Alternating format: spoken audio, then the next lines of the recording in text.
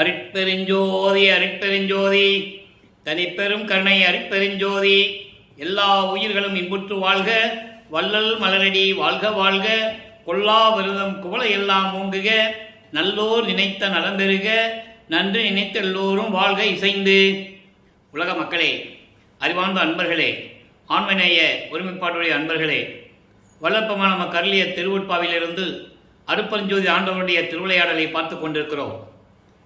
ஆதியும் அந்தமில்லா தோன்றிய இறைவன் அருட்பெருஞ்சோதி ஆண்டவர், சுயமாக தோன்றிய இறைவன், ஜோதியாக விளங்கி கொண்டிருப்பவர். அப்படிப்பட்ட இறைவன் சுயமாக தோன்றி இந்த பிரபஞ்சத்தை படைத்து, பிரபஞ்சத்திலே உலகங்களை படைத்து, அந்த உலகங்களை ஆளக்கூடிய பதத்தலைவர்களை படைத்து, பதத்தலைவர்களுக்கு தேவையான தொழிலையும் கொடுத்து இந்த பிரபஞ்சத்தை இயக்க வைத்தார்கள். பதத்தலைவர்கள் என்பது பிரம்மன், திருமால், ருத்திரன், மகேஸ்வரன், சதாசிவம். இந்த பதத்தலைவர்களுக்கு தேவையான 5 தொழில்களையும் கொடுத்து படைத்தல், காத்தல், அழித்தல், மறைத்தல், அருளல் 5 தொழில்களையும் கொடுத்து இந்த பிரபஞ்சத்தை இயக்க வைத்தார்கள் அருட்பெருஞ்சோதி ஆண்டவர்.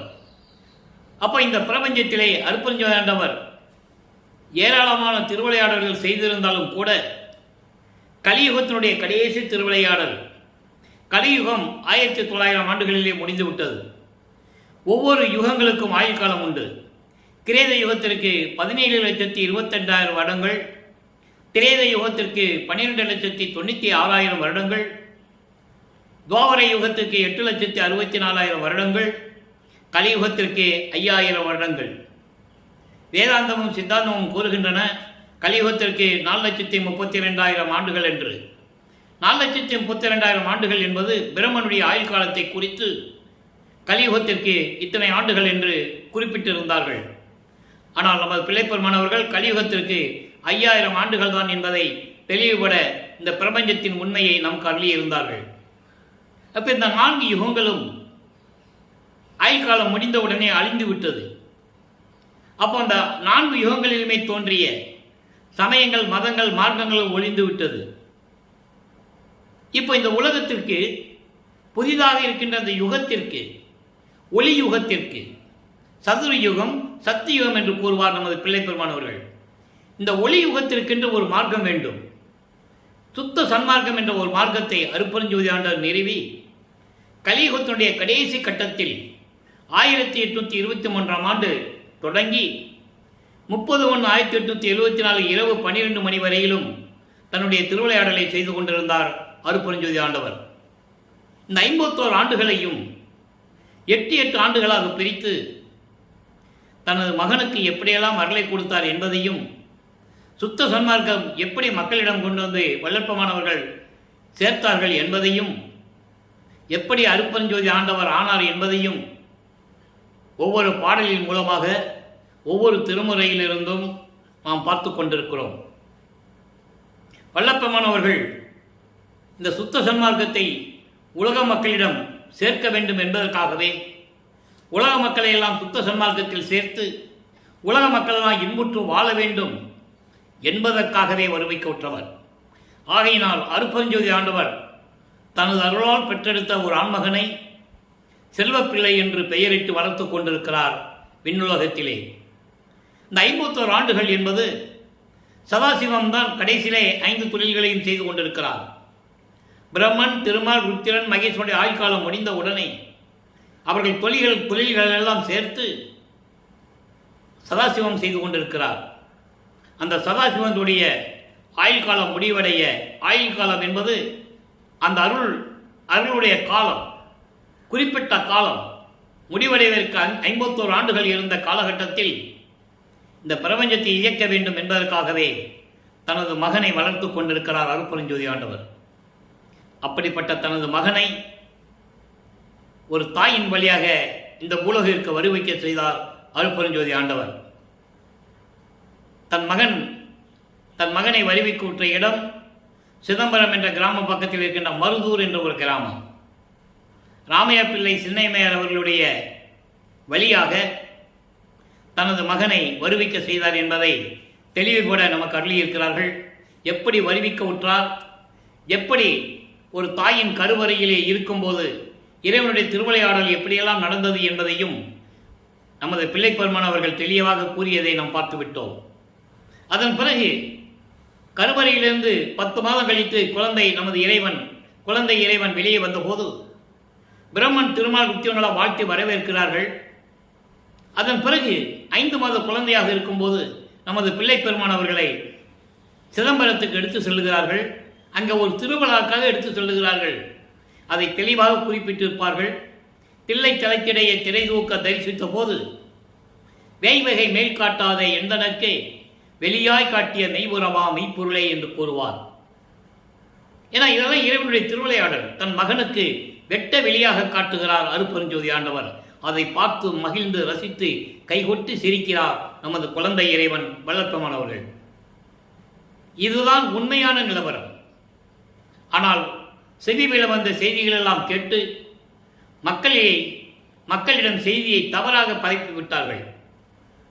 கைகொட்டி சிரித்தார் என்றும் அங்கதான் அவருக்கு பேர் வைத்தாங்க என்றும், நமது பிள்ளை பெருமான் அவர்களுக்கு ராமலிங்கம் என்று பெயர் வைத்தது மருதூர் பக்கத்திலே பின்னலூர் என்ற கிராமம். அங்கே ராமலிங்கேஸ்வரர் கோயில் என்ற ஒரு கோயில் இருக்கிறது. அதுதான் ராமையா பிள்ளையின் அவர்களின் குலதெய்வ கோயில். அங்கேதான் ராமலிங்கம் என்று அவருக்கு பெயர் வைத்தது. அவர்களுக்கு இந்த குழந்தை தெய்வ குழந்தை என்று அவங்களுக்கு தெரியாது. நல்லா புரிஞ்சுக்கணும். நீங்க எதற்காக இந்த மகன் வருவிக்க விட்டார் என்ற நிலை அவங்களுக்கு தெரியாது.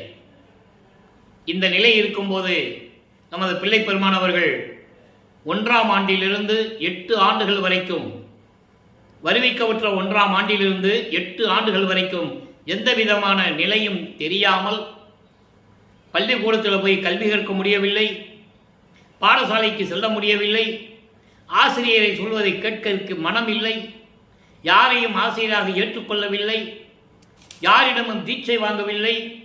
இந்த நிலையில் இருக்கிறார் 8 ஆண்டுகளுக்குள். 8 ஆண்டுகள் வரையிலும் நமது பிள்ளை பெருமான் அவர்கள் வருவிக்கவுற்று இந்த நிலையில் இருந்து கொண்டிருக்கிறார் என்பதை இங்கே நான் பதிவு செய்ய கடமைப்பட்டிருக்கிறேன்.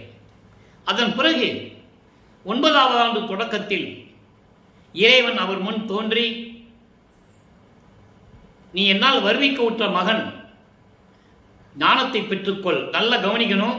இப்போ அவருக்கு ஞானம் மட்டும்தான் கிடைக்கும். மெஞ்ஞானம் பின்னால. ஞானம் வேற, மெஞ்ஞானம் வேற.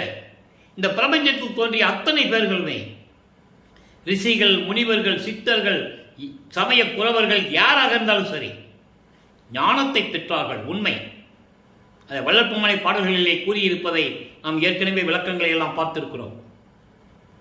அப்போ ஞானத்தை பெற்ற பிறகு இறைவனிடம் இவர் கேட்கிறார், எனக்கு எப்பொழுது மீண்டும் காட்சி கொடுத்து என்னை ஆட்கொண்டு அருள் கொடுப்பீர்கள் என்று கேட்கும்போது, உனக்கு முன்பருவம் பின்பருவம் காட்டி அருள் செய்வேன் என்பதை ஒரு பாடலிலே வல்லப்பெருமானவர்கள் குறிப்பிட்டிருப்பார்கள்.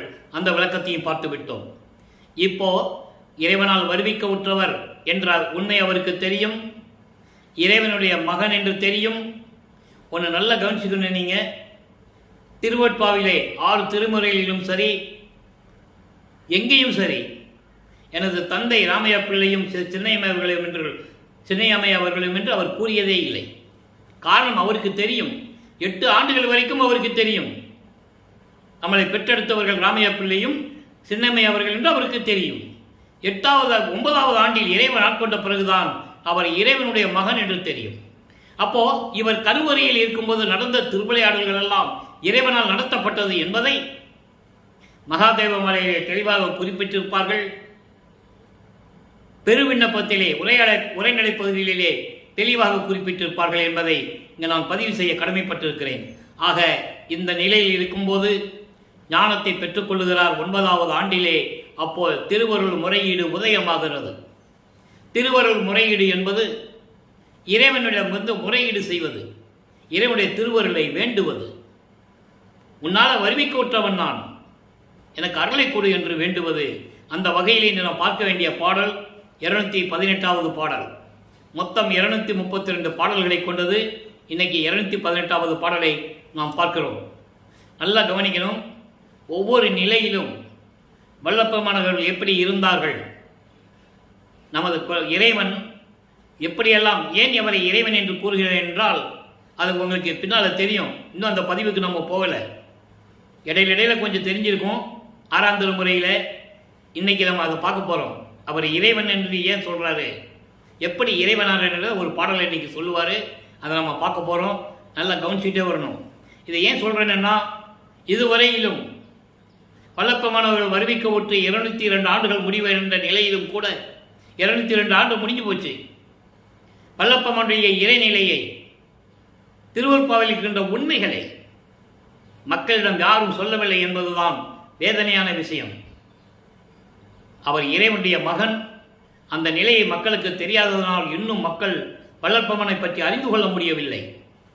அந்த பணியை இறைவன் இந்த வள்ளலார் ஊழியருக்கு இட்டதனால் அவருடைய தயவோடும் கருணையோடும் 6 திருமுறைகளுக்கு விளக்கம் பெற்று உங்களிடம் பேசிக் கொண்டிருக்கிறேன், விளக்கங்களை கூறிக்கொண்டிருக்கிறேன்.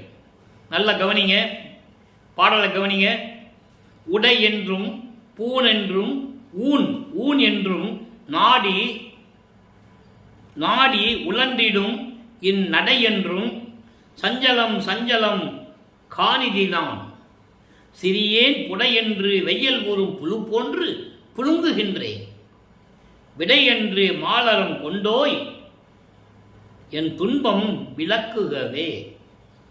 என்னுடைய துன்பத்தை போக்க வேண்டும் என்று கூறுகிறார். இது எப்படி சொல்றார் பாருங்க. அதாவது உடுக்கிறதுக்கு துணி வேணும், போட்டுக்கிறதுக்கு நகை வேணும், ஆபரணம் வேணும், உணவு வேணும், இப்படியெல்லாம் விரும்பி துன்பப்படும் இந்த உலக நடை வாழ்க்கையில், உலக நட வாழ்க்கையில் துன்பம் துக்கம் என்று எப்பொழுதும் அனுபவித்துக் கொண்டிருக்கிறேன். உன்னாலே வருவிக்க உற்று இந்த உலகிலே, உலக நடையிலே, உலக வாழ்க்கையிலே சாப்பாடு வேணும், உடுக்கிறதுக்கு துணி வேணும், போட்டுக்கிறதுக்கு நகை வேணும்னு சொல்லி துன்பப்பட்டு கொண்டிருக்கிறேன். இந்த சிறியன் நான் தான் பலகால், நல்லா சொல்லுங்க, இந்த சிறியன் நான் தான் பலசாலி என்று எப்படி சொல்றார் பகுமானம்னா நல்லா கவனிக்கணும். அதாவது ஒரு புழு கடுமையான வெயிலில் போட்டால் எப்படி துடிக்கும், அதை பலசாலின்னு நினச்சிக்குமா இந்த புழு, நம்ம தான் பலசாலி அப்படின்னு நினைக்கின்ற ஒரு புழு வெயிலில் பட்டவுடனே எப்படி துடிக்குமோ அதுபோல நான் துடித்து கொண்டிருக்கிறேன் என்று சொல்லுகிறார். உன்னால் வருவிக்க விட்டவன் நானும் பலசாலி என்று நினைத்து கொண்டிருக்கிறேன். வெளியே என்னால் சொல்ல முடியவில்லை, நான் இறைவனுடைய மகன் என்று சொல்ல முடியவில்லை. காலத்தின் கட்டாயத்தினால் நான் இவ்வளவு துன்பத்தில் இருந்து கொண்டிருக்கிறேன். அந்த புழு போல துடித்து கொண்டிருக்கிறேன் நான். பெரிய காளையை வாகனமாக உடைய இறைவனே, நல்ல கவனி. மால்னா பெருசுன்னு அர்த்தம். சில இடங்கள்ல மால்னா திருமால்னு அர்த்தம். இந்த பாடல்ல விடியே நின்று மாலரம் கொண்டாய், பெரிய காளை வாகனத்தின் மீது அமர்ந்து வந்து கொண்டிருக்கின்ற இறைவனே, அமர்ந்து கொண்டிருக்கின்ற இறைவனே, என் துன்பம் விளக்குகவே. உன்னால் வருவிக் கூட்டுவதனால் ஏற்பட்ட துன்பங்களை எல்லாம் நீதானே விளக்க வேண்டும். எனவே விரைவில் வந்து என்னை ஆட்கொள்ளுவாயாக என்று சொல்லி முறையீடு செய்கிறார். இப்போ முறையீடு செய்த உடனே 13ஆவது ஆண்டு தொடக்கத்தில் 9வது ஆண்டு, 10வது ஆண்டு, 11வது ஆண்டு, 12வது ஆண்டு, இந்த 4 ஆண்டுகளை விட்டுருங்க. இந்த நிலை 4 ஆண்டுகளிலும் தொடர்ந்து கொண்டிருக்கிறது. 1ஆம் திருமுறை உருவாகிறது. நல்லா புரிஞ்சுக்கணும். நீங்கள் இன்னும் 1ஆம் திருமுறை நம்ம நிறைய பேச வேண்டியிருக்கு. திருவிழி புகழ்ச்சி ஏற்கனவே பதிவு செஞ்சுருக்கேன், விளக்கம் கொடுத்துருக்கேன், நீங்கள் பார்த்துக்கலாம். நம்ம யூடியூப்பில் மகாதேவமாவில் கொடுத்துருக்கேன், விண்ணப்ப வெளிகண்பா கொடுத்துருக்கேன், நெஞ்சறிவுத்தில் கொடுத்துருக்கேன். இனிமேல் திருவிளையாடல் வரும்போது ஒன்றுனா வரும். இப்போ இந்த நிலையில் இருக்கும்போது 13வது ஆண்டு தொடக்கத்தில் இவர் மனம் திருவொற்றியூர் செல்ல விரும்புகிறது என்று சொல்வதை விட அருட்பெருஞ்ஜோதி ஆண்டவர் அவர் உள்ளத்தை தூண்டி விடுகிறார். சமயங்களும் மதங்களும் மார்க்கங்களும் சூழ்ந்திருந்த காலகட்டங்களில் இவர் சைவ சமயத்தை பின்பற்றி கொண்டு சைவ சமயத்தின் தலைவனாகிய சிவபெருமானை ஏற்றுக்கொண்டு, நல்லா புரிஞ்சுக்கணும், இப்போ அவருக்கு சுத்த சன்மார்க்கம் தெரியாது.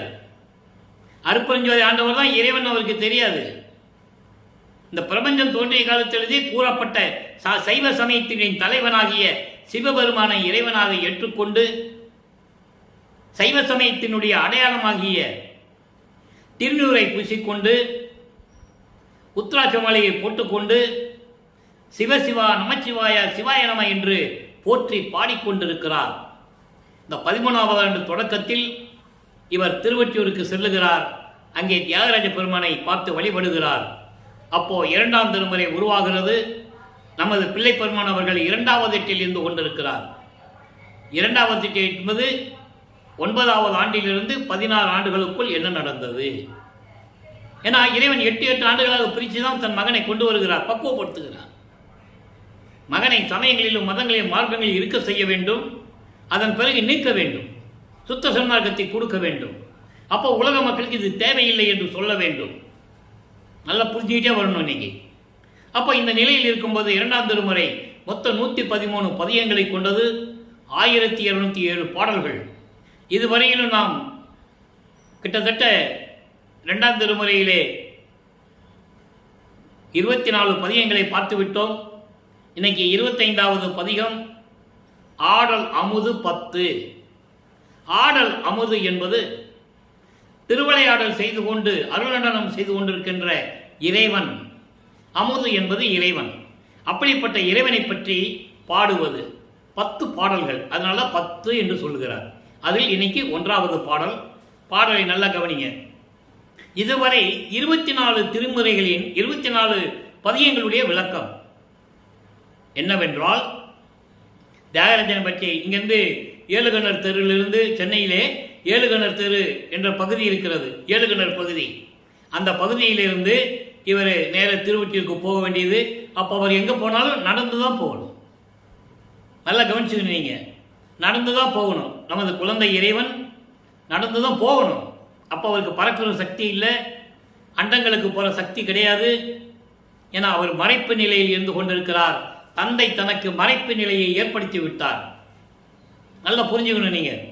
அப்போது திருவொற்றியூருக்கு போகும்போது இப்போ 2ஆம் திருமுறையிலே ஆடல் அமுது 10 என்ற இன்னைக்கு முதல் பாடல். பாடலை நல்லா கவனிங்க. அதாவது இறைவனுடைய திருவிளையாடலை சொல்லும்போது ஏன் பாடலை சொல்ல வேண்டும் என்று நீங்கள் நினைக்கலாம். ஆனால் உண்மைகளை மக்களுக்கு சொல்ல வேண்டும். கதையாகவோ கற்பனையாகவோ சொல்லக்கூடாது. இப்போ நான் சொல்லுவது உண்மை என்று உங்களுக்கு புரிய வேண்டும். அதுக்காக தான் ஒவ்வொரு பாடலின் மூலமாக விளக்கங்களை கொடுத்து கொண்டிருக்கிறோம்.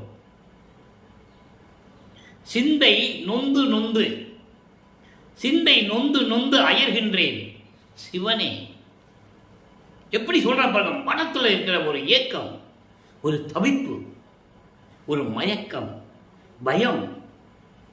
இறைவனுடைய மகன் என்று தெரியும், அதே நேரத்தில் என்னாகுமோ ஏதாகும் என்ற பயமும் இருக்கும். அந்த நேரத்தில் சொல்லுகிறார், சிந்தை நொந்து நொந்து அயர்கின்றேன் சிவனே. மனம் குழம்பிக் கொண்டிருக்கிறது, உள்ளம் கலங்குகிறது. நினைச்சு நொந்து நொந்து துன்பப்பட்டு கொண்டிருக்கிறேன் சிவனே. செய்வது ஓர்ந்திலேன். என்ன செய்வது கூட எனக்கு தெரியல. தீக்குணம் உடையேன். தீக்குணம் என்றால் தன்னை தாழ்த்தி சின்ன வயசுல பையனுக்கு என்ன தெரியும்? தேவையில்லாத நினைச்சிட்டு இருக்கேன்னு சொல்ற.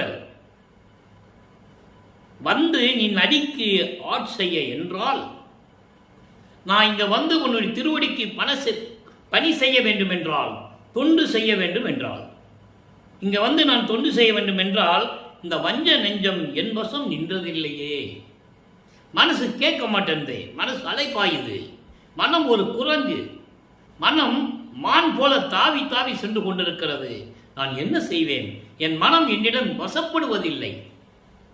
உனக்கு தொண்டு செய்ய வேண்டும் என்று நான் நினைக்கிறேன், ஆனால் என் மனம் என்னிடம் இருக்க மறுக்கிறது. எந்தை தாய் உள்ளம் கொண்ட இறைவனே, தந்தையனே, என் தந்தையே, என் அருள் உண்டு எனில் உய்வேன். உன் அருள் எனக்கு கிடைத்து விட்டால் நான் மேன்மை அடைந்து விடுவேன். எப்படி சொல்ற பாருங்க. உன்னுடைய அருள் கிடைத்து விட்டால் இந்த மனக்கவலையெல்லாம் நீக்கி நான் மேன்மை அடைந்து விடுவேன். இல்லை என்றால், இல்லை எனில் நான் இல்லை உய்ந்திடலே. இல்லைன்னா நான் என்ன செய்ய முடியும்? மேன்மை அடைய முடியாது, அடுத்த நிலைக்கு நான் செல்ல முடியாது. நல்ல கவனிக்கணும். ஏன் சொல்றாரு அப்படின்னா, ஏதோ நம்ம ஒரு காரணத்திற்காகத்தான் இறைவன் நம்மளை வருவிக்க விட்டார் என்ற நிலை மட்டும் அவருக்கு தெரியும். அப்போ ஏதோ ஒரு நிலை கிடைக்கப் போகிறது. அதை நினைச்சு நினைச்சு மனம் நொந்துகிறேன் என்று சொல்லுகிறார். அப்போ சீக்கிரம் வந்து எனக்கு நீ அருளை கொடுக்க வேண்டும், அருளை கொடுத்து விட்டால் நான் மேல்நிலைக்கு அடுத்த நிலைக்கு நான் சென்று விடுவேன் என்று கூறுகிறார். அந்திவா நிறத்து ஒற்றியூர் அரசே. அந்திவா நிறம் எப்படி இருக்கும்? சிவப்பா இருக்கும், செந்நிறம். செந்நிறம் கொண்ட இறைவனே, திருவொற்றியூரில் இருக்கின்ற அரசனே, திருவொற்றியூரில் இருக்கின்ற தியாகராஜ பெருமானே, அம்பலத்தில் நின்று ஆடல் செய்யும் அமுதே. அதான் ஆடல் அமுதுன்ற அந்த பதியத்தை கொடுத்துருக்காரு. அம்பலத்தில் நின்று திருவிளையாடல் செய்து கொண்டு அருளாட்சி செய்து கொண்டிருக்கின்ற இறைவனே என்று கூறுகிறார். ஆக அன்பர்களே, நமது பிள்ளை பெருமானவர்கள் வருவிக்க உற்று 16 ஆண்டுகள் வரையிலும் இந்த நிலையில்தான் இருந்து கொண்டிருக்கிறார். காலையில் வீட்டிலேருந்து எந்திரிக்கணும், 7 கிணறு அது 7 கிணறு பகுதியிலேருந்து நேராக திருவொற்றியூருக்கு போக வேண்டியது, பகலெல்லாம் அங்கே இருக்க வேண்டியது, இரவு அங்கேருந்து திரும்பி வர வேண்டியது, எல்லாம் இங்கே தூங்கிடுவாங்க. அப்போ அவர் எவ்வளோ அவமானத்தை தாங்கினார் தெரியுமா? பாடல்களை சொல்லுவார். அவமானங்களையும் ஏச்சல்களையும் கிண்டல்களையும் நான் எப்படியெல்லாம் அந்த சிறு வயதிலே தாங்கினேன் தெரியுமா?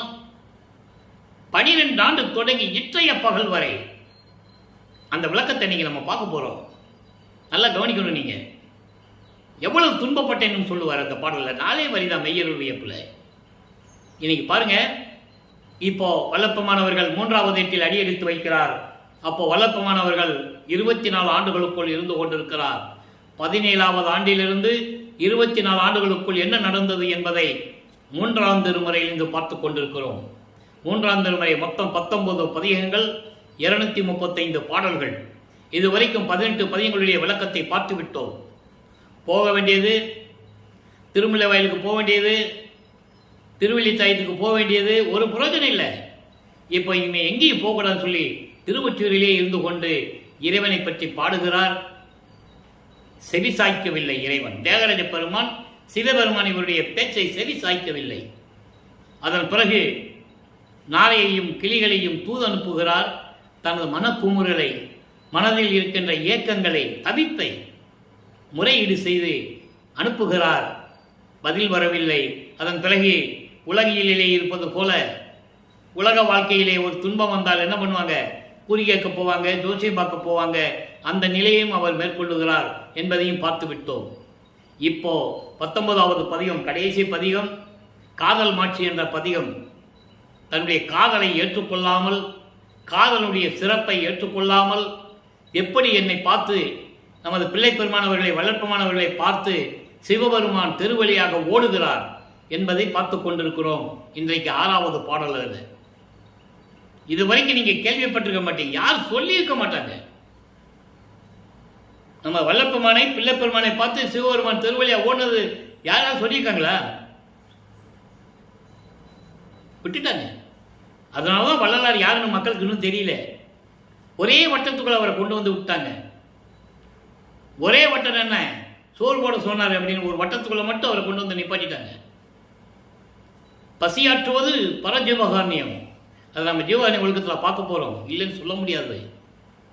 ஆனால் மற்ற விஷயங்களை உலக மக்களுக்கு யார் சொல்றது? அந்த நிலையை இன்னைக்கு நம்ம பார்க்க போறோம். இவரை பார்த்து சிவபெருமான் எப்படி ஓடுறாரு திருவழியா. புராணங்களிலும் காவியங்களில் இருந்ததையெல்லாம் சுத்த சன்மார்க்க மேடைகளை கூறினார்கள். முருகன் காதிலே ஓதினான் சிவபெருமானுக்கு மண்டியிட்டு, அதனால் இவர் சாமிநாதன் என்று பெயர் பெற்றார் என்றால் சொன்னார்கள். உண்மைதான். அதை வல்லப்பமானி கூறுகிறார். அதே நேரத்தில் நமது பிள்ளை பெருமானை பார்த்து சிவபெருமான் ஓடுகிறார் என்று சொல்ல வேண்டும். இன்னைக்கு அந்த பாடல்ல சொல்றாரு,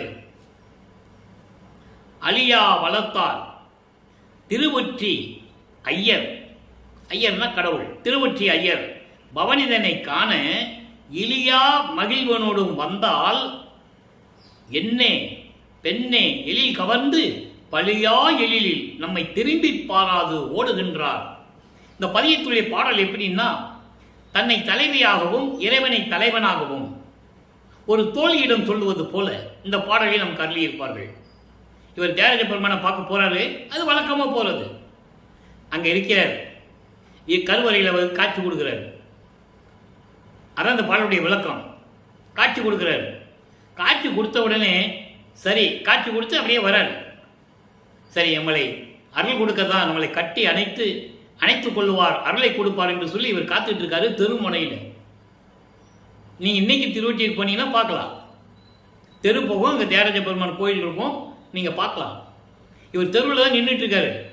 இன்னைக்கு எப்படி அவனை விடக்கூடாது, பவனி வருவான்ல, இன்னைக்கு எப்படி விடக்கூடாதுன்னு சொல்லி அங்கே தெருவில் நிற்கிறாரு. அவர் பார்த்துட்டார். பார்த்த உடனே இவங்கிட்ட சிக்கக்கூடாது, ஏன்னா சிக்கணும்னா பதில் சொல்லணும். நீ ஏன் என்னை வருவிக்க விட்டுற, ஏன் என்னை வரு வச்ச, எதுக்காக வர வச்சேன்னு இவன் கேட்பான். அப்போ அவர் பதில் சொல்லணும்.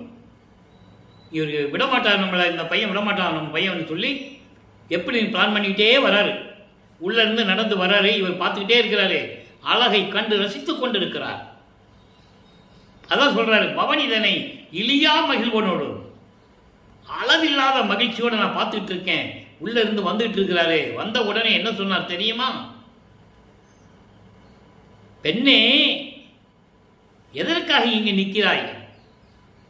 அதாவது இவரை பெண்ணாக உருவப்படுத்தி வர்ணனையாக பாடலிலே சொன்னதனால் பெண் என்று சொல்லுகிறார்.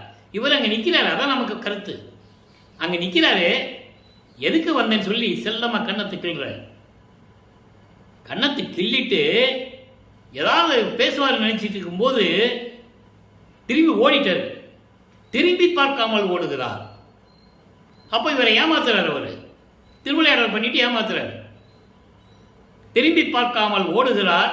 நான் ஒளியாது ஓடினாலும் நானும் தொடர்ந்து பின்னாலே ஓடுறேன். எல்லாம் பார்க்குறாங்க, ரோட்டில் தெருவில் எல்லாம் பார்க்க தானே செய்வாங்க. இறைவன் ஓடுறது யாருக்கும் தெரியாது. நல்லா கவனிச்சுக்கணும் நீங்கள். இறைவன் ஓடுறது யாருக்கும் தெரியாது. ஆனால் இவர் ஓடுறது எல்லாருக்கும் கண்களுக்கு தெரியும். அப்போ அங்கே இருக்கிறவங்க என்ன நினைப்பாங்க? பைத்தியக்காரன் ரோட்டில் ஓடிக்கிட்டு இருக்கான், யாரும் இல்லை, எதுக்காக ஓடுறான் நினைப்பாங்கல்ல. அப்போ அந்த அவமானம் யாருக்கு? அவருக்கு தான். நமது பிள்ளை பெருமானுக்கு தான் அவமானம். அதை பாடலில் சொல்லுவார்.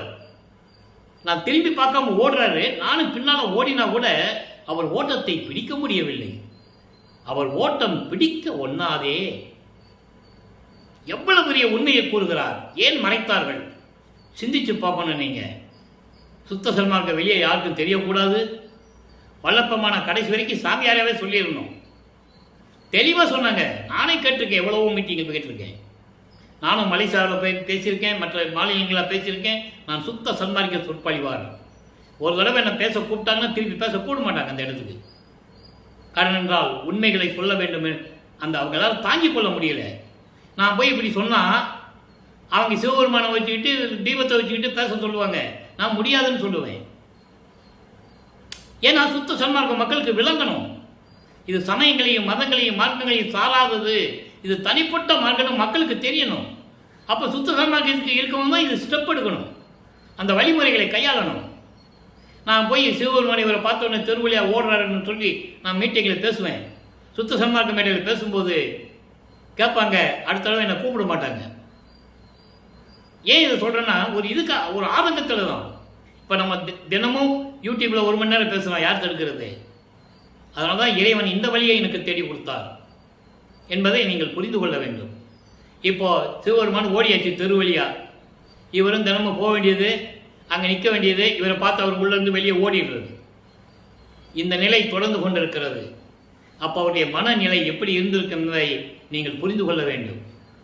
அடுத்த 4வது எட்டில் அடியெடுத்து வைக்கிறார் நமது பிள்ளை பெருமான் அவர்கள். 4வது எட்டு என்பது 4ஆம் திருமறை உருவாகிறது. 4×8=32. 25வது ஆண்டிலிருந்து 28 ஆண்டுகளுக்குள் என்ன நடந்தது? இங்கே தான் எல்லாமே நடக்குது. எல்லா விளக்கத்தையும் நம்ம பார்த்துட்டோம். ஒரு சுருக்கம். ஏன்னா இது சொல்லிட்டு தான் நம்ம அடுத்த 6ஆம் திருமுறைக்கு போக முடியும். 40 ஆண்டுகளுக்குள் என்ன நடந்ததுன்னு சொல்ல முடியும். அப்போ இந்த 32 ஆண்டுகளுக்குள் என்ன நடந்தது என்பது, இவருக்கு திருமண ஏற்பாடுகள் நடந்து கொண்டிருக்கிறது. இவர் கல்யாணம் வேண்டான்னு சொல்கிறார். எனக்கு அதில் இஷ்டம் இல்லை. ஏன்னா சொல்லி தான் ஆகணும். இவருக்கு தெரியும். இப்போ இவருக்கு சுத்த சன்மார்க்கம் இருக்குது தெரியும், அருப்பஞ்சாண்டவர் இருக்குது தெரியும், சுத்த சன்மார்க்கத்தை வாங்க போகிறது தெரியும். அப்போது தனப்பொடி அம்மா இருக்க தாலி கட்டணுன்றது அவருக்கு தெரியும். ஆனால் உலகியலுக்காக முதல்ல வேண்டான்னு சொல்கிறாரு. வேண்டான்னு சொல்லும்போது நம்ம சொன்னால் கேட்க மாட்டேன்றான்னு சொல்லி ஒரு சாமியார்கிட்ட கூப்பிட்டு போவாங்க, ஒரு சிவனடியார்கிட்ட. அந்த சிவனடியார் யார்? அருப்பெருஞ்சோதி ஆண்டவர். நல்லா புரிஞ்சுக்கணும். உலகியலில் பல செய்திகள், பல விளக்கங்கள் வந்தன. ஏற்றுக்கொள்ளலாம், தவறு இல்லை. அதுக்குள்ளே நம்ம அந்த விளக்கத்துக்கு போக வேண்டாம். ஆனால் இறைவன் நமக்கு கொடுத்த விளக்கம் என்ன? அந்த சாமியார் வேறு யாரும் இல்லை, அருப்பஞ்சோதி ஆண்டவர். அங்கே போகிறாரு ராமலிங்கம், அவர் பேர் ராமலிங்கம் தான். ராமலிங்கம், நீ கல்யாணம் பண்ணிக்கப்பா, நீ வாழணும்னு அவசியம் இல்லை, ஆனால் காலத்தின் கட்டாயம் நீ அந்த பொண்ணுக்கு தாலி கட்டி தான் ஆகணும். இதை திருவற்பாவிலே பாடல்களிலே சொன்னதை நான் ஏற்கனவே எடுத்துக்காட்டாக கூறியிருக்கிறேன். ஒரு மாது பெற்ற மகன் பொருட்டாக உவந்து முன்னம் ஒரு மாமனாகி வழக்குரைத்தாய், என் வழக்கு உரைத்ததற்கு இரு நிலத்து போல் வேடங்கட்டி இருத்திகளோ, திருமால் வணங்கும் பதத்துவா யான் உன் சிறுவன் என்றே சொல்லுவார். என தாலி கட்ட சொல்லிட்டு அதோடு மட்டும் இல்லாமல் 2 உலகத்துக்கும், பூலோகத்துக்கும் விண்ணுலகத்துக்கும் நீ வேஷம் மட்டும்தான் போடணும்னு சொல்லிட்ட அப்படின்லாம் பாடலில் சொல்லுவார். ஆக அந்த நிலையில் வரும்போது அந்த அம்மையாருக்கு திருமாங்கல்யம் பூட்டி தனக்கோடி அம்மையாருக்கு மோட்சத்தை காட்டி விமோசனத்தை கொடுத்து விட்டார். அந்த திருமணத்தின் போது வானவர்கள் எல்லாம் எப்படி வந்து வாழ்த்தினார்கள் என்பதை பாடல்களில் கூறியிருக்கிறார். அந்த விளக்கத்தையும் பார்த்து விட்டோம். அருட்பிரகாச மாலையிலே 95வது பாடலிலே இருக்கும், மனப்போது வீற்றிருந்தான் மாலையன் மற்றவரும், அப்போ என் மனம் அழுக்குற, அதாவது என் மனம் எப்படி கஷ்டப்பட்டது தெரியுமா? ஏன் என் தந்தையும் தாயும் வரவில்லை, அருப்பஞ்சு ஆண்டவரும் என் தந்தை அருப்பஞ்சு ஆண்டவரும் தாய் சிவகாமைவில்லும் வரவில்லை என்று மனத்தில் கஷ்டப்பட்டதை, மனம் கஷ்டப்பட்டதை, மனத்தில் ஏற்பட்ட துன்பத்தை பாடலிலே நமக்கு அருளியிருக்கிறார்கள். மக்கள்கிட்ட யார் சொல்லல, மக்களுக்கு தெரியாது. அதன் பிறகு 2 குதிரை மாட்டின தேரில் வந்து அற்பஞாண்டவரின் சிவகாமையிலே மகனை எப்படி வாழ்த்தினார்கள் என்பதை பார்த்து விட்டோம். ஆனால் உலகில் என்ன சொல்லுவாங்க, திருவாசக புத்தகத்தை தலையில் சுமந்துட்டு கொண்டு போய் கொடுத்தாரு, விடிய விடிய அந்த அம்மா படித்தாங்க, விடிஞ்சு போச்சுன்னு சொல்லுவாங்க. அந்த விளக்கெல்லாம் செவி வெளி வந்த செய்திகள், அது இருந்தால் இருந்துட்டு போட்டோம், அதுக்குள்ளே நம்ம உள்ளே போக வேண்டாம். அப்போ இந்த நிலையில் இருக்கும்போது இனிமேல் எங்கேயும் போகக்கூடாது என்ற நிலையை உருவாக்கி, இனிமே அதாவது திருமலை வாயிலுக்கும் திருமலை தயத்துக்கு நான் போக மாட்டேன்னு ஏற்கனவே உறுதி எடுத்துட்டாரு. இப்போ திருவொற்றியூருக்கும் போக முடியாது, போய் போய் அழுத்து போய் என் கால் வலிச்சதான் மிச்சம் பாடலில் சொல்லுவார். அன்னு சொல்லி என்ன பண்ணுறாரு, வெள்ளாடை உடுத்தி முக்காடு போட்டு திருநூரை பூசுவதை நிறுத்திவிட்டு உத்திராட்ச மலையை தூக்கி எரிஞ்சிட்டு கதவை சாத்தி உள்ளே உட்காந்துட்டார். இனிமே எங்கேயும் போக மாட்டேன், வந்த நீ வா அப்படின்னு சொல்லி. இப்போ அருப்பஞ்சாண்டவர் தன்னுடைய மகன் நிலையை கண்டு இனிமே அவனை சோதனை செய்யக்கூடாது, ஆண்டுகளும் நெருங்கி கொண்டிருக்கிறது, இனி 19 ஆண்டுகள் தான் இருக்கிறது, 19 ஆண்டுகள் தான் பாக்கி இருக்கு. அப்போ அவனுக்கு அருளை கொடுக்கணும்ல. நேராக விண்ணுலகத்திலிருந்து பூலோகத்திற்கு வருகிறார். தெருவழியே கால் வலிக்க நடந்து வந்து கதவை திறந்து, அவர் தான் வந்து கதவை திறக்கணும், இவர் தப்பா போட்டார். அவர் நினைச்சிருந்தாலும் வீட்டுக்குள்ளே வந்திருக்கலாம். ஆனால் அப்படி வந்த மகனுடைய கோபத்தை அடக்க முடியாது, மனம் சாந்தாடையாது அவருக்கு. ஏன்னா 32 ஆண்டுகள் எப்படியெல்லாம் கஷ்டப்பட்டார் தெரியுமா? எவ்வளவு அவமானங்கள், எவ்வளவு துன்பங்கள், ஏளன பேச்சுகள், கேலி கிண்டல்கள் எல்லாத்தையும் தாங்கிட்டார்ல. அதான் அங்கே ஞானசரியில் சொல்லுவார், மானம் போன வழியெல்லாம் விடுத்தேன்னு சொல்லுவார். அப்போ அந்த நிலையில் இருக்கும்போது இறைவன் வருகிறார், அவரே கதவை திறக்கிறார். திறந்துட்டு ஒரு காலை உள்ள வச்சு ஒரு காலை வெளியே வைப்பார். 2 காலை உள்ள வச்சு உள்ளே போயிட்டோம்னா இவன் கதவை சாத்திடுவான், நம்ம வெளியே போக முடியாது. வேறு அன்புக்கு கட்டுப்பட்டு தானே இருக்கணும். நீ எவ்வளவோ திருவிளையாடல் செய்ய வேண்டியிருக்க அப்படின்னு சொல்லி அவருக்கு தெரியும். இவர் நினச்சிட்டு இருக்காரு. பாடலில் சொல்லுவார், மனதிடம் சொல்லுவார், மனதிடம் சொல்லுவது போல சொல்லுவார். இப்போ ஒருத்தன் வருவான், நான் கதவை பூட்டிட்டேன்ல, இப்போ ஒருத்தன் வருவான், வெளியே நிற்பான், கையில் காப்பு வச்சுக்கிட்டு நிற்பான், உனக்கு காப்பு கொடுக்கணும், அருளை கொடுக்கணும், கதவை திறன்னு சொல்லுவான். நீ என்ன பண்ணுற, கதவை திறந்து விடு. அவன் உள்ளே வந்துட்ட உடனே ரெட்ட தாப்பா போட்டு மூடிடு, அவன் போகக்கூடாது வெளியே இனிமே அப்படின்னு சொல்லுவார். இது அவருக்கு தெரியல, மனசுக்குள்ளே ஏங்கினது இறைவனுக்கு தெரியல. அப்போ இவன் போனால் உள்ளே போனால் பூட்டிடுவான் அப்படின்னு சொல்லி ஒரு காலை உள்ளே வச்சு ஒரு காலை வெளியே வைப்பார். வா மகனே, வா மகனேம்பாரு. உள்ளே வாங்க வாங்கன்னு இவர் கூப்பிடுவார். இல்லை மகனே, நிறைய வேலை இருக்கே வான்னு சொல்லி அருளை கொடுப்பார் என்பதை 100 பாடல்களிலே பார்த்து விட்டோம். எப்படியெல்லாம் அருள் கொடுத்தார் என்பதை பார்த்து விட்டோம். இப்போ பார்த்துவிட்டு அவர் அருளை கொடுத்து விட்டு, வா மகனே, நான் உனக்கு சுத்த சன்மார்க்கம் தர வேண்டும், அங்கு சுத்த சிவஞான வழிக்கு வா என்று சொல்லி சென்று விடுவார். அதன் பிறகு இப்போ வல்லப்பமானவர்கள் 33வது ஆண்டிலிருந்து 40 ஆண்டுகளுக்குள் என்ன நடந்தது? அந்த 8 ஆண்டுகளில் என்ன நடந்தது என்பதை நாம் பார்த்து விட்டோம். சமயங்களையும் மதங்களையும் மார்க்கங்களையும் துறந்து சரியை கிரியை யோகம் என்ற 12 நிலைகளையும் விட்டுவிட்டு அதன் பிறகு தத்துவங்களை கடந்து அந்தங்களை கடந்து பரவெளி பரம்பரவெளி பராவெளி பெருபெருவெளி இந்த பெருசுகவெளி வெளிகளை எல்லாம் கடந்து சுத்த சிவஞான வழிக்கு சென்று கொண்டிருக்கிறார். அங்கே தன் மகனை வரவேற்கிறார் அருட்பெருஞ்ஜோதி ஆண்டவர். அங்கே சத்தியஞான சபையிலே வைக்கப்பட்டிருந்த சிங்காசனத்திலே அந்த சத்தியஞான சபையை தான் இங்கே அமைச்சது. அதை நீங்கள் நல்லா புரிஞ்சுக்கணும். இதெல்லாம் மக்கள்கிட்ட யாரும் சொல்லவே இல்லை. அவர் சொல்றாரு. அவர் சொன்னது சொன்னா இருந்தால் போதும், மக்கள் புரிஞ்சிருப்பாங்க. அவர் சொன்னதையே யாரும் சொல்லலையே. அப்போ சிங்காசனத்திலே அமர வைத்து அந்த பாடல்களெல்லாம் அற்புதமான பாடல்களெல்லாம் பார்த்து விட்டோம். மகனே மங்கள நீராடி புத்தாடை அணிந்து ஆபரணங்களை அணிந்து மங்களகலமாக மங்களத்தின் அது மங்கள கோலமாக அழகோடு வந்து ஆசனத்தில் அமர்வாயாக என்று சொல்லி அமர வைத்து மணிமுடி சூட்டி மகுடம் சூட்டி கவிக்கும் குடை என்பார். கவிக்கும் குடை என்பது மணிமுடி. அழகா சொல்லுவார். அதை என்ன தூசின்னு சொல்லுவார். பட்டாடையை தூசு என்று சொல்லுவார். அப்படிப்பட்ட மதிக்கிற தூசுன்னு சொல்லுவார். அப்படியெல்லாம் ஆடை அணிந்து மகனை அலங்காரம் செய்து, ஏன்னா இவங்கிருந்து போகும்போது முக்காட்டோட தானே போறாரு. இப்போ அங்கேருந்து வரும்போது அதெல்லாம் கட்டி வச்சுட்டு அங்கே வருவார். அதை நீங்கள் நல்லா புரிஞ்சுக்கணும். இதுதான் திருவருட்பாவினுடைய கான்செப்ட். அந்த நிலையில் இருக்கும்போது மகனுக்கு எல்லாருக்கும் கொடுத்து சென்று வா மகனே பூலோகத்துக்கு சென்று வா என்று சொல்லும்போது அவர் 40 ஆண்டுகளை கடந்து விட்டார். நேராக கருங்குழி என்ற ஒரு கிராமத்திலே உறைவிடமாக கொண்டிருக்கிறார் வல்லப்பெருமானவர்கள். இப்போ நமது வல்லப்பெருமானவர்கள் அதாவது 6வது எட்டில் இருந்து கொண்டிருக்கிறார். 6×8 வல்லப்பெருமானுடைய வருவிக்க உற்ற 41வது ஆண்டிலிருந்து 48 ஆண்டுகளுக்குள் அந்த 8 ஆண்டுகளுக்குள் என்ன நடந்தது என்பதை தான் இப்போ நம்ம பார்த்துக்கிட்டு இருக்கோம். 5 8 முடிச்சிட்டோம். இப்போ 6வது எட்டு நடந்துகிட்டு இருக்கு. அப்போ 51 வருஷத்தில் 48 வருஷம் போச்சுன்னா மீதி 3 வருஷம் எங்கே நடக்குது? மேட்டுக்குப்பம். அதை நம்ம பின்னால் பார்க்க போகிறோம். அதை மனசில் வச்சுக்கோங்க. அது இன்னும் கொஞ்சம் நாள் ஆகும் அதை சொல்கிறதுக்கு. இப்போ இந்த 48 ஆண்டுகளுக்குள் என்ன நடந்ததுன்னு சொல்லணும். அப்போ இந்த நிலையில் இருக்கும்போது கருங்குழியிலிருந்து விடைபெற்று கொண்டு அங்கே வெங்கட ரெட்டியார் அவர்களிடமும் அவருடைய மனைவி முத்தலையம்மாள் அவர்களிடமும் விடைபெற்று கொண்டு ஏற்கனவே நிச்சயித்தபடி நெறிநிறுத்தபடி பார்வதிபுரம் மக்கள் கொடுத்த தானமாக கொடுத்த அந்த இடத்திலே ஒரே நாளிலே தர்மசாலையை நிறுவி 23/5/1867 ஆண்டு தர்மசாலையை நிறுவி, சில பேர் 25/5 சொல்லுவார்கள்.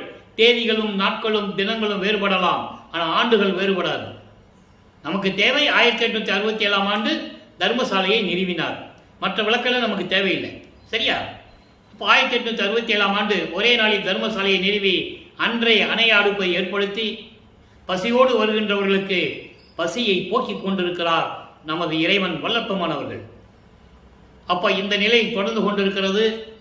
அதற்கிடையிலே நிறைய நிகழ்ச்சியெல்லாம் நடந்ததை செவிவெளி வந்த செய்திகள், சொல்லப்பட்ட செய்திகள். அதாவது சங்கராச்சாரியார் வந்தது, எங்க தர்மசாலைக்கு வந்தது, சமஸ்கிருதம் தான் தாய்மொழி என்று சொன்னது, இவர் இருந்துட்டு போகட்டுமே, தமிழ் வேணால் தந்தை மொழியாக இருக்கட்டுமே என்று சொன்னது, இதெல்லாம் நடந்தது எல்லாம் செவிவெளி வந்த செய்திகள் இருந்து கொண்டிருந்தன. அது ஒரு இருக்கட்டும், அதுக்கு விளக்கெல்லாம் நம்ம போக வேண்டாம். இப்போ 1869 ஆண்டு நீதிமன்றத்துக்கு செல்லுகிறார். அங்கே ஆறுமுகநாவலர் தலைமையிலே மறுவட்பா என்று அறிவிக்க வேண்டும். அவருடைய வழக்கினுடைய சாராம்சம், ராமலிங்க பிள்ளை என்ற ஒருவர், ராமலிங்க பரதேசி என்பவர் வடலூரிலே இருந்து கொண்டு இலக்கணம் இலக்கியம் கற்றுக்கொள்ளாமல் எந்த பாடசாலையிலும் சென்று கல்லூரியிலே சென்று புலவர் பட்டம் பெறவில்லை. அவர் எழுதிய பாடல்களெல்லாம் தவறானது, சமயங்களையும் மதங்களையும் மார்க்கங்களையும் ஜாதிகளையும் சாடுகின்றது. ஆகையினால் திருவற்பா என்று சொன்ன பாடல்களை எல்லாம் மறுப்பா என்று அறிவிக்க வேண்டும். அது திருமுறைகள் சேரக்கூடாது. எங்களுக்கு தேவை திருமுறைகள், 12 திருமுறைகள் தான். இதை திருமுறை என்றே எடுத்துக்கொள்ளக்கூடாது என்று வழக்கு பதிவு செய்கிறார்கள். வக்காலத்து வாங்கி நீதிமன்றத்தில் போட்டாச்சு. விசாரணைக்கு வருது. இது 1869ஆம் ஆண்டு நடக்குது. தேதிகள் தினங்கள்லாம் வேண்டாம், ஏன்னா அதெல்லாம் பல பேர் பல விதமாக சொல்லுவாங்க. அந்த விளக்கத்துக்குள்ளே நம்ம போக வேண்டாம். அப்போ இந்த நிலையில் இருக்கும்போது எல்லாம் போய் சேர்ந்தாச்சு. எல்லாம் சந்தோஷப்பட்டு இருக்காங்க. ராமலிங்கம் வரல, அதனால கேஸ் நம்ம பக்கம் தான் ஜெயிக்கும் அப்படின்னு சொல்லி சந்தோஷப்பட்டு இருக்காங்க. அந்த நிலையிலே ராமலிங்க பிள்ளை என்று 3 தடவை அழைக்கிறார்கள் நீதிமன்றத்திலே. உடனே நிற்கிறார். நல்லா புரிஞ்சுக்கணும். அப்போ வல்லற்பமானவர்கள் இவர்கள் மனிதனாகவே மதிக்கவில்லை. நல்லா புரிஞ்சுக்கணும். நீங்க திடீர்னு வந்து நிற்கிறாருன்னு கூட அவங்களுக்கு எண்ணத்தில் தோன்றலை. அப்போ அவர் வல்லற்பமானவர்கள் எங்க நினைச்சாலும் போவாரு, பறந்து போவாரு, அண்டங்களுக்கு போவாரு, ஒரே நேரத்தில் எத்தனை உருவங்களை வேணாலும் இருப்பார். திடீர்னு அங்கே போய் நிற்கிறாரு. அப்போ நீதிபதிகள் உரையாடல் நடக்கும். அப்போ இவருடைய விளக்கத்தை கூறியிருப்பார். அவர் நீதிபதிக்கு இவர் காட்சி கொடுக்கிறார். நீதிபதி எந்திரிச்சு நிற்கிறார். அவர் எந்திரிச்சதை பார்த்து எல்லாம் எந்திரிச்சு நிற்கிறாங்க. எந்திரிச்சு நின்றதுனால வழக்கு தள்ளுபடி ஆகலை. அதை நீங்கள் புரிஞ்சுக்கணும். உண்மை, சத்தியத்தின் உண்மை, திருவற்பா மக்களுக்கு தேவையான பாடல்கள் என்பதை நீதிபதி சொல்லுகிறார். அதை மறுப்பா என்று அறிவிக்க முடியாது என்று தீர்ப்பை கூறுகிறார். திருவற்பா மக்களுக்கு ஏற்றது. அந்த தீர்ப்பை பெற்றுக்கொண்டு தர்மசாலைக்கு வந்து விடுகிறார் நமது இறைவன் வல்லப்பமானவர்கள். இங்கே சில நிகழ்ச்சிகளால் நடக்குது. அதை 6ஆம் திருமுறையிலே கூறியிருக்கிறார். பதிகம் 81 தோழிக்கு உரிமை கலத்தல் என்ற பாடலிலே 6வது பாடல். நான் நிறைய பதிகள் நம்ம பார்த்துட்டோம். இது விடுபட்ட பதிகம். ஏன்னா இந்த நேரத்தில் அது சொல்லணும்னு இறைவன் எனக்கு இட்ட கட்டளை. அதனால் அந்த தொடர் வந்து உங்களுக்கு கரெக்டாக கிடைக்கணும். பொருள் அதான் கனெக்டிவிட்டின்னு சொல்லுவோம். இப்போ என்ன சொல்கிறான்னு பாருங்கள். ஒரு தோழியிடம் சொல்லுவது போல சொல்லுவார். தன்னை தலைவியாகவும் இறைவனை தலைவனாகவும் இறைவனை கணவனாகவும் வர்ணனை செய்து இந்த பாடலை உலக மக்களுக்கு சொல்லுவது போல நமக்கு அருளியிருக்கிறார்கள். பாடலை நல்ல கவனிங்க.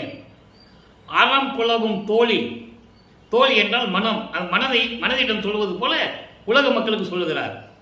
அறம் குலவும் தோழி, இங்கே நீ உரைத்த வார்த்தை அறிவறியார் வார்த்தை. எதனால் எனில் இம்மொழி கேள். உறங்குவதும் விழிப்பதும் பின் உண்ணுவதும் இறத்தல் உருவதுடன் பிறத்தல் பல பெறுவதுமாய் உழலும் மரம் கொள்ளவும் அணுக்கள் பலர் செய்த விரதத்தால் மதத்தலைவர் பதத்தலைமை வாய்த்தனர். அங்கு அவர் பால் இறங்கிலேன். நல்லா கவனிக்கணும். இதெல்லாம் மக்கள்கிட்ட யாரும் சொல்லவே இல்லை. பேசுதலால் என் பயனோ நடம் செய்யும் இறைவர் அடி புகழ் பேசி இருக்கின்றேன் யானே நானே அப்படின்னு சொல்றேன். அதாவது பாடலுடைய விளக்கம் பாருங்க. அதாவது தோழி கேட்கிறாளாம். தோழியிடம் சொல்றார்.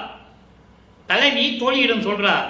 அதாவது நீதியின் நேர்மையுடைய தோழியே, இந்த பூலோகத்தில் நீ சொன்ன அறிவில்லாதவர்களின் வார்த்தை, இந்த பூலோகத்தில் எல்லாமே பொய் பேசிட்டு இருக்காங்க. அறிவும் அழிவுள்ள மனமே, அதாவது உலக மக்களுக்கு சொல்ற மாதிரி சொல்றாரு. இந்த பூலோகத்தில் இருக்கிறவங்க சொன்ன வார்த்தைகள் எல்லாம் அறிவில்லாமல் பேசிய வார்த்தைகள், எல்லாமே பொய்.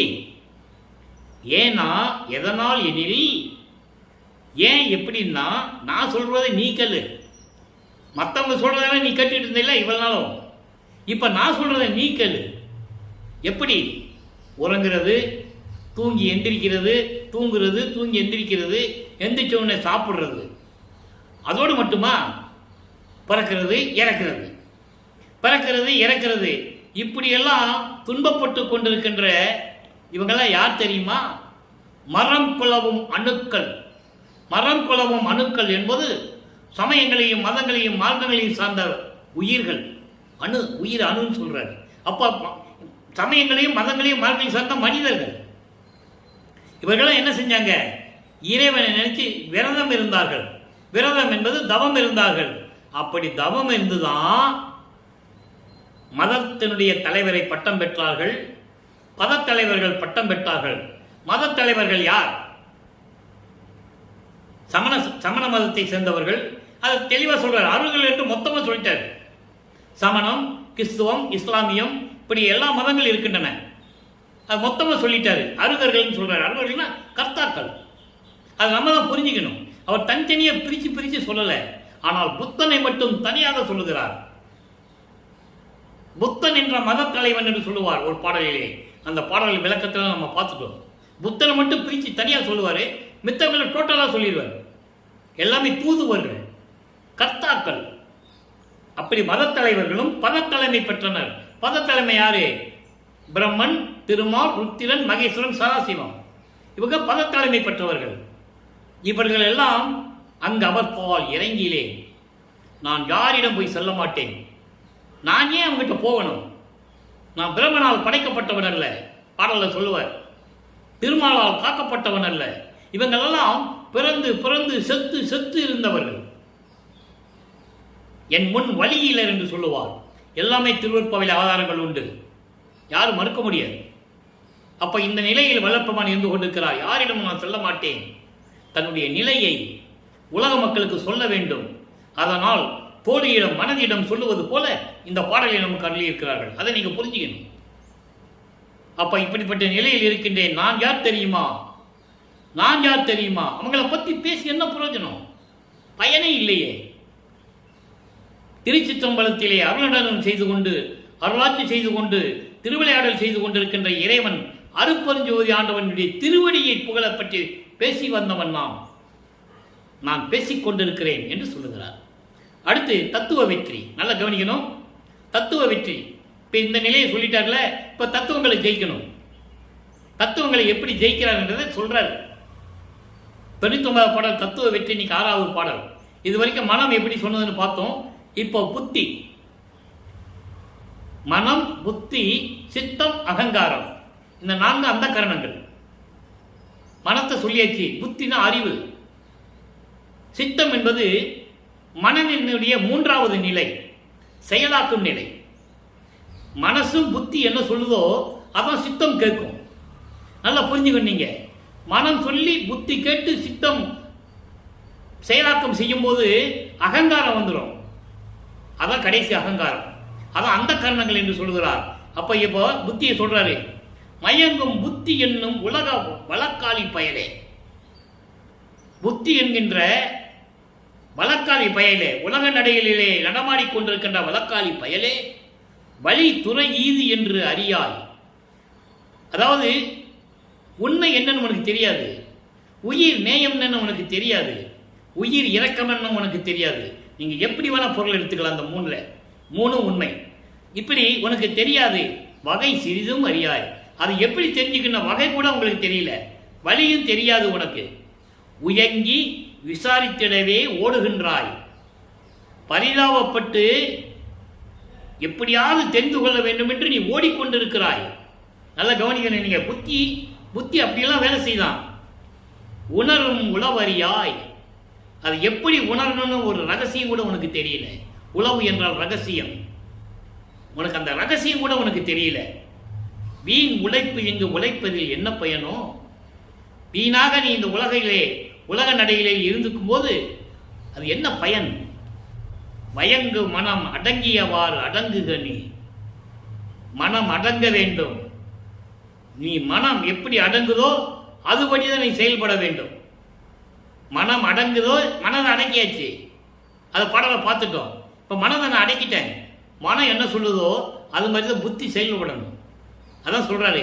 மனம் அடங்கியவாறு அடங்குக. நீ இல்லையே மடித்திடுவேன். சாவடிச்சிடுவேன் உன்னை சொல்றாரு. மடித்திடுவேன், உன்னை ஒழிச்சிடுவேன், சாவடிச்சிடுவேன் உன்னை. அதனால என் மனசு என்ன சொல்லுதோ அந்த மாதிரி நடந்துக்கோ. அடக்கமாக இரு. ஏன்னா மனதை அடக்கி விட்டார். அதை நம்ம பார்த்துட்டோம். மடித்திடுவேன் கணத்தில் உன்னை வாய்மை இது கண்டாய். இது சத்தியம். புத்தியே ஒழுங்கா நடந்துக்கோ. மனசு அடக்கிட்டேன். மனசு என்ன சொல்லுதோ அதைப்படி கேட்டுக்கோ. இல்லைன்னா உன்னை சாவடிச்சிடுவேன், உன்னை ஒழிச்சிடுவேன். இது சத்தியம். இயங்க என்னை அறியாயோ. நான் யாருன்னு உனக்கு தெரியுமா? இப்படியெல்லாம் நான் சொல்றேன்ல, என்னுடைய நிலை உனக்கு தெரியுமா? யார் என்னை எண்ணினையோ, நான் யாருன்னு நினைச்ச நீ? உலக மக்களே, நான் யாருன்னு நினைச்சிட்டு இருக்கீங்க? நீங்க கேட்குற, நான் யாருன்னு நினைச்சிட்டு இருக்கீங்க? எல்லாம் செய் வல்லனுக்கு இனிய பிள்ளை நானே. எல்லா வல்லமை பெற்ற அருப்பெருஞ்சோதி ஆண்டவருடைய செல்ல பிள்ளை நானே.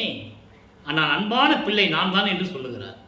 அடுத்து பாருங்க, சுத்த சிவநிலை சொல்றார் பாருங்க. சாகாத கல்வித்திறம் 31வது பாடல் 106வது பதிகம். சாகாத கல்வித்தரம் அறிதல் வேண்டும் என்றும் வேகாத கால் உணர்தல் வேண்டும், உடன் சாகா தலை அறிதல் வேண்டும், தனி அருளால் உண்மை நிலை அடைதல் வேண்டும் நிலத்து. இந்த பூலோகத்திலே உன்னால் வருவிக்கப்பட்டவன் நான். அப்பா கிட்ட சொல்றார் அருப்பெருஞ்சாண்டவர்கிட்ட, உன்னால் வருவிக்கப்பட்ட நான், எனக்கு என்ன வேணும்? நான் என்ன கேட்க போறவங்கிட்ட? சாகாத கல்வியை எப்படி கற்றுக்கொள்ள வேண்டும் என்பதை நான் அறிந்து கொள்ள வேண்டும். வேகாத கால் எது, சாகா தலை எது, போகா புனல் எது? போகா புனல் என்றால் சுத்த தேகம், வேகாத கால் என்றால் பிரவண தேகம், சாகா தலை என்பது ஞான தேகம். இந்த 3 தேகத்தை பற்றி எனக்கு அறிதல் வேண்டும். நண்பர்களே, இந்த 3 தேகத்தை பற்றி நான் ஏற்கனவே யூடியூப்பில் பதிவு செஞ்சுருக்கேன். அது 4 வருஷம் ஆச்சு. நீங்கள் இப்போ போனாலும் டைப் பண்ணிங்கன்னா நீங்கள் வந்துடும். முத்தேகம் அப்படின்னு டைப் பண்ணிங்கன்னா நீங்கள் வந்துடும். விளக்கத்தை நீங்கள் பார்க்கலாம். அற்புதமான விளக்கங்களாக இருக்கும். 1 மணி நேரம் சொல்லியிருக்கேன். அப்போ இந்த 3 தேகத்தையும் வேண்டும். தனி அருளால் உண்மை நிலையை அடைதல் வேண்டும். உண்மை நிலை என்பது கடவுள் நிலை அறிந்து அம்மையமாக வேண்டும். அதான் சொல்கிறேன். இந்த நிலை தாண்டிய பிறகு உலகப்பேறு. நீங்கள் 1வது பாடல் 109வது பதிகம் நல்ல கவனிங்க. உலகம் எப்படி சுத்த சன்மார்க்கத்தை பெற்ற பிறகு எப்படி இயங்கிக் கொண்டிருக்கிறது உங்களுக்கு தெரியல. சுத்த சன்மார்க்கம் பெற்ற பிறகு உலகம் எப்படி இயங்கிக் கொண்டிருக்கிறது சொல்றார் பாருங்க. இன்பால் உலகங்கள் யாவும் விளங்கின. இன்பால், இன்பால் என்பது சுத்த சன்மார்க்கத்தால் உலகங்கள் எல்லாம் செழிப்போடு விளங்கி கொண்டிருக்கின்றன. உங்களுக்கு தெரியாது, நடந்து கொண்டிருக்கிறது இறைவனுடைய திருவருளால். அதை நீங்க புரிஞ்சுக்கணும். அதுக்கு அடுத்து பாருங்க, துன்பால் இறந்தவர்களை துன்பமற்று தோன்றினர். அதான் செத்தவர்களை எழுப்புவது என்று ஏற்கனவே விளக்கம் கொடுத்திருக்கிறேன். துன்பால் சமயங்களையும் மதங்களையும் மார்க்கங்களையும் பற்றி கொண்டிருந்தவர்கள், ஜாதி பற்று வெற்றி கொண்டிருந்தவர்கள், இவர்களெல்லாம் இறந்த பிறகு மீண்டும் தோன்றி இன்பம் அடைந்து கொண்டிருக்கிறார்கள். அதைதான் செத்தவர்களை எழுப்புவது என்று கூறுவார் வல்லப்பெருமானவர்கள். அது சமாதி வற்புறுத்தலை தெளிவாக நாம் பார்த்திருக்கிறோம். நீங்கள் பார்த்து தெரிந்து கொள்ளலாம். அன்பால் அடியவர் ஆடினர் பாடினர். அன்போடு இங்கே அடியார் என்பது சாதுக்கள், சமயங்களையும் மதங்களையும் மார்க்கங்களையும் சேர்ந்தவர்கள். அவர் சிவனடியார்கள். இங்கே அடியார்கள் என்பது சாதுக்கள், சுத்த சன்மார்க்கத்தை சேர்ந்தவர்கள் எல்லாம் பெருமையோடும் ஆடி பாடிக்கொண்டிருக்கிறார்கள். என்பால் அருப்பதி ஜோதியார் எய்தவே. என்னிடம் அருப்பதி ஆண்டவர் வந்ததனால், நான் துன்பால் சுத்த சன்மார்க்கத்தை பெற்றதனால் உலகங்கள் எல்லாம் சிறப்போடு விளங்கி கொண்டிருக்கின்றன. சுத்த சன்மார்க்கத்தை தெரியாதவர்கள் இறந்து போனார்களே, அவர்கள் எழுந்து வந்து சிறப்போடு விளங்கி கொண்டிருக்கிறார்கள். எனவே உலக மக்களே, எல்லோரும் சுத்த சன்மார்க்கத்துக்கு வாருங்கள் என்று அழைக்கிறார். அடுத்து தனித்திராளங்கள் 110வது பதிகம், தனித்திராளங்கள் 90வது பாடல். பாடலை நல்ல கவனிங்க. இச்சையெல்லாம் புகன்றேன், என் இலச்சையெல்லாம் விடுத்தேன். இறைவனிட்ட சொல்றாரு, என் அப்பனிடம் என்னுடைய விருப்பத்தை எல்லாம் தெரிவித்தேன், என்னுடைய பழி சொற்களை எல்லாம் நீக்கிவிட்டேன், சமயங்களையும் மதங்களையும் மார்க்கங்களையும் விட்டு வெளியே வந்து விட்டேன். இனி சிறிதும் தரியேன் இங்கு பூலோகத்தில். இங்கு என்பது பூலோகம். இந்த பூலோகத்தில் இனிமேல் என்னால் பொறுத்துக்கொள்ள இருக்க முடியாது, பொறுத்து கொண்டு இருக்க முடியாது, விரைவில் வருக என்று கூப்பிடுகிறார். இது தருணத்து அடைந்தே அச்சையெல்லாம் வெளிப்படுத்தி, உன்னுடைய அருளை எல்லாம் வெளிப்படுத்தி, அச்சமெல்லாம் அகற்றி, எல்லா அச்சங்களையும் நீக்கி, அல்ஜோதி தனி அரசே ஆங்காங்கும் ஓங்குக. தந்தையை கூப்பிடுகிறார். விண்ணுலகத்திலிருந்து பூலகத்துக்கு கூப்பிடுற. அடுத்து சொல்ற பாருங்க, விச்சையெல்லாம் எனக்கு அளித்து அவிச்சையெல்லாம் தவிர்ந்து, நான் என்னென்ன நினைத்தனோ எண்ணிய நான் எண்ணியவாறு எனக்கு அருளும் தெய்வம் சொல்லுவாரு. 6ஆம் திருமுறையில 46வது பதியத்தில் அருள்ஜோதி நிலையில 8வது வரியில சொல்லுவாரு, எண்ணிய நான் எண்ணியவாறு எனக்கு அருளும் தெய்வம். ஏன் அகவல்லே சொல்லுவாரே, எப்படி விளைந்தன என் மனம் இங்க எனக்கு அப்படி அப்படி கொடுத்த அருப்பெருஞ்சோதி சொல்வார். இப்படியெல்லாம் நிறைய பாடல்கள் உண்டு. அப்படி எனக்கெல்லாம் கொடுத்த இறைவனே மெய்யுரை என்னோடு கலந்து விளங்குதல் வேண்டும். இது எங்கேருந்து சொல்றாரு? தர்மசாலையிலிருந்து சொல்றாரு. சீக்கிரம் வந்து உண்மையாகவே என்னோடு கலந்து கொள்ள வேண்டும். ஆனால் கலந்து கொண்டது எங்கே? இதுக்கு அப்புறம் தான் எங்கே? மேட்டுக்குப்பத்தில். அதனால தான் நம்ம பின்னால் சொல்ல போகிறோம். அதை இங்கே இருக்கும்போது இப்படியெல்லாம் இருக்கிற நீ என்னோடு வந்து கலந்து கொள்ள வேண்டும் என்று சொல்லுவார். இந்த காலகட்டத்தில் வல்லப்பெருமான் தர்மசாலையிலே இருந்து கொண்டிருக்கிறார். அதாவது 48 ஆண்டுகளுக்குள் இருந்து கொண்டிருக்கிறார். அதை நீங்கள் புரிஞ்சுக்கணும். பச்சையெல்லாம் செம்மையெல்லாம் பொன்னையெல்லாம் படர்ந்த பனிக மணி விளக்கே, அதாவது பச்சையும் சிவப்பும் பொன்னிறமும் கலந்தா எப்படி இருக்குமோ படிகம், அப்படி இருக்கின்ற அருப்பெருஞ்சோதியே, அம்பலம் விளங்கும் பதியே, திருச்சிற்றம்பலத்தில் இருக்கின்ற அருப்பெருஞ்சோதியே விரைவில் வருக என்று கூறுகிறார். அடுத்து இதனுடைய பதில் மெய்யருள் வியப்புள்ள 73வது பாடல். நல்லா கவனிங்க. அண்ணா, அண்ணானா கடவுள், அருப்பெருஞ்சோதி ஆண்டவர். அண்ணா, என்னையும் பொருள் என்று எண்ணி என்னையும் ஒரு பொருட்டாக நினைத்து வேதம் பார்க்காமல் பெற்றேன் என்றும் இரவாமை, பெற்றும் என்றேன் இரவாமை வேதம் தவிர்த்தே இறைவன் என்னை ஆட்கொண்டான்னு சொல்லுவார் ஒரு பாடல்ல. அதை இங்க சொல்றாரு. அதாவது என்னையும் பொருள் என்று எண்ணி இரவும் பகலும், இரவும் பகல் என்ன தொடர்ந்து, அதான் அகவல்ல சொல்லுவாரு. எம்மை என்னும் என்னை விட்டு இறையும் பிரியாது. அந்த இறையும் பிரியாது என்பதுதான் இரவும் பகலும். இரவும் இல்லை பகலும் இல்லை, எப்பயுமே. அதான் அதுக்கு பொருள். அதான் எம்மையும் என்னை விட்டு இறையும் பிரியாதுன்னு சொல்லுவார். அது இரவும் பகல் பிரியாது அகத்தும் புறத்தும் திரிகின்றாய், என் உள்ளத்திலும் வெளியிலும் இருந்து கொண்டிருக்கிறாய். இவ்வுலகு என் புகழும், இவ்வுலகை என் புகழுமே. எப்படி சொல்லும்? தன்னார் அமுதம் மிகவும் எனக்கு தந்தது அன்றியே. தன்னார் அமுதம் என்பது சுத்த சன்மார்க்கம். சுத்த சன்மார்க்கம் என்னும் அமுதத்தை எனக்கு தந்தது மட்டுமல்லாமல் தனியே, தனியன்னா அருப்பரின் ஜோதியே, இன்னும் தருகின்றாய் என் அறிவில் ஒன்றியே. என் அறிவில் கலந்து மெஞ்ஞானத்தில் கலந்து எனக்கு எல்லாமே கொடுத்து கொண்டிருக்கிறாய் என்று சொல்லுகிறார். இறுதியாக ஒரே ஒரு விளக்கம். அம்பலவாணர் வருகை என்ற பதிகத்திலே 113வது பதிகத்திலே 23, 24 2 பாடல்கள். இச்சையின் வண்ணம் எனக்கு அருள் செய்ய இது தருணம் இங்கு வாரீர். எங்கு வரணும்? தர்மசாலைக்கு. பூலோகத்தில் நான் தர்மசாலையில் இருந்துகிட்டு இருக்கேன், நீ அங்க என்ன பண்ணிட்டு இருக்க? இங்க வான்னு கேட்கிற. இச்சையின் வண்ணம் எனக்கு அருள் செய்ய இது தருணம், இதுதான் நான் என்னென்ன விரும்பணுமோ கொடுக்கறதுக்கு இதுதான் நல்ல நேரம், உடனே வான்னு கூப்பிடுறாரு. இன்னமுது ஆயினீர் வாரீர், எனக்கு அமுது போன்ற கடவுள் அல்லவா நீ, விரைவில் வருக வருக என்று கூப்பிடுகிறார். நல்லா கவனிக்கணும். கருப்புலியில் இருக்கும்போது அந்த 9 ஆண்டுகள் அடிக்கடி வருவார் அருப்பெருஞ்சாண்டவர் மகனை பார்க்கறதுக்கு. தர்மசாலையில் இருக்கும்போது இவர் கூப்பிட்டாதான் வருவார். நல்லா கவனிக்கணும் நீங்க. அதனால தான் கூப்பிடுறாரு. இன்பம் கொடுத்தே என் துன்பம் கெடுத்து உள் இருக்கின்ற நாதரே வாரி. சுத்த சன்மார்க்கத்தை கொடுத்துட்ட, சமயங்களையும் மதங்களையும் மார்க்கங்களையும் விடுபட்டு சொல்லிட்ட.